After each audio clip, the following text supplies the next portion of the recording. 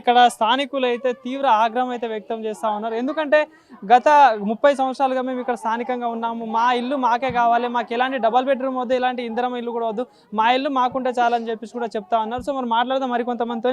అవా ఏం చెప్తావా? మరి ఇప్పుడు రేవంత్ రెడ్డి ఏమో ఇల్లు కూలుస్తా అంటాను, మరి ఏంది ఒప్పుకుంటావా? మా ఇల్లు మాకు కావాలి, అస్సలు ఏం వద్దు మాకు.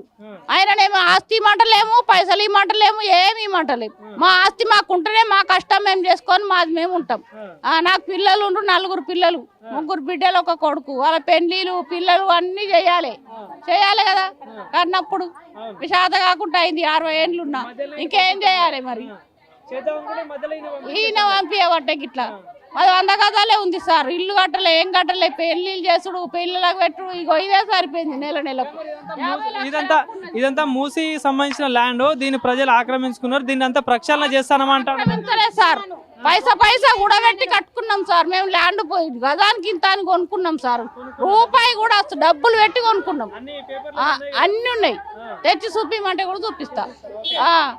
మరి ఏం చేస్తారు? మరి నిజంగా వాళ్ళు ఈ మాట వినకుండా వచ్చి కూలుస్తే మరి ఏం చేస్తారు? ఎట్లా కూలుస్తారు సార్?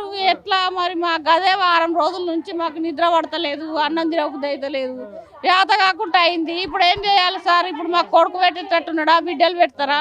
ఎవరు పెడతారు మాకు? ఎట్లా బతకాలి మేము? ఏం చేయాలి? పింఛన్లు ఏం లేదు, మా ఆయనకు వస్తుంది. నోట్లు 4000 లేదు, మను లేదు, 2000 మా ఆయనకు వస్తుంది. ఏం లేవు, అన్ని చెప్తే లైన్ నిలబడి నూక్కుంటా చేసుకుంటా దోపుకుంటా చేసి రాపించి వచ్చినాం. ఏం లేవు, అంత డొల్లా. చెప్పండి అమ్మా, మీరేం చెప్తారు? ఇక ఏం చెప్తారు? చెప్పేదేమో సార్, మేము అప్పులు చేసి కొనుక్కున్నాము, ఊళ్ళో మొత్తం అమ్ముకొచ్చుకున్నాము. ఏం లేదు మా దగ్గర. మేము కట్టుకున్నాం బొన్ననే ఇల్లు, మేము ఆక్రమించుకున్న జాగా కాదు. మేము కష్టపడి రూపాయి ఒక తనేసి కడుపుకు తినక, ఏం తినక, బట్ట కొనుక్కోక, ఏం కొనుక్కోక, మేము ఇళ్ళలో పని చేసుకొని జమ చేసుకొని కొనుక్కున్నాం. మేము ఎవరు తాను గుంజుకోలేదు. మాకు ఏ రాజకీయ పోలు సాయం చేయలేరు. మా ఇండ్లు మాకే కావాలి అంతే. ఆయన సొత్తు మాకొద్దు, మా సొత్తు ఆయనకు వద్దు. మాకు ఇంతవరకు మాకు ఇప్పుడు ఆయన అంటున్నాడు కదా డబల్ బెడ్రూమ్లు ఈయన కట్టలేడు. అది లేని వాళ్ళ ఇచ్చిన ఇండ్లు, కేసీఆర్ కట్టిన ఇచ్చిన ఇండ్లు అవి మాకు ఇస్తాను. మేము పోము. మా ఇల్లు మాకే కావాలి.